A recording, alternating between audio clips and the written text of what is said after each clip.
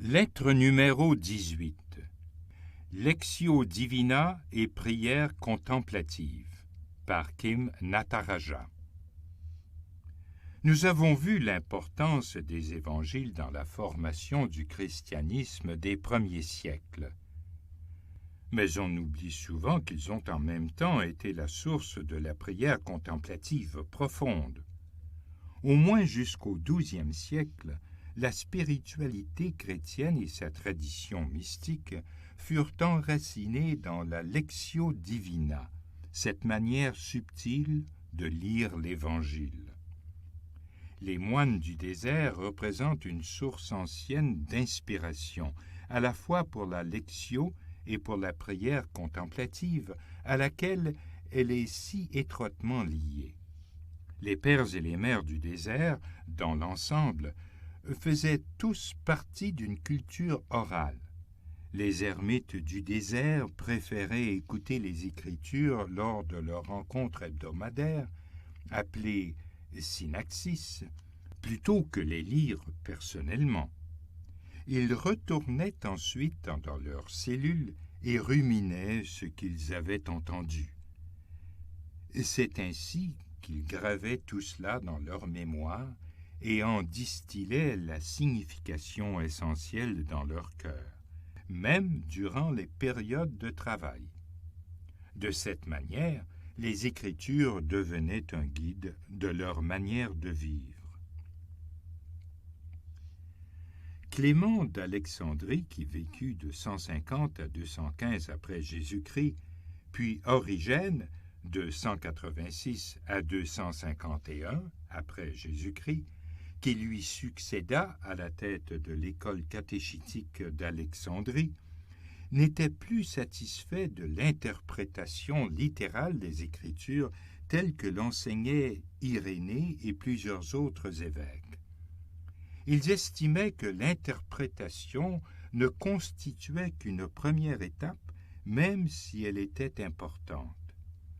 Ils la considéraient comme la base d'une compréhension de la foi basée sur l'expérience, sur une prière contemplative profonde et sur une lecture intuitive des Écritures. À leurs yeux, contemplation et théologie étaient inséparables de leur conception des Écritures fondée sur leur expérience. Dans le traité des principes, son ouvrage le plus important, Origène décrit précisément cette approche des Écritures par la Lectio Divina, une manière de lire lente, profonde et attentive. Il considérait que la lecture de la Bible était un moyen d'approfondir la conscience.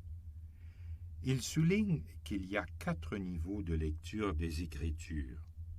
Il commence par nous montrer le premier niveau, aborder le texte littéralement en se concentrant sur la signification première.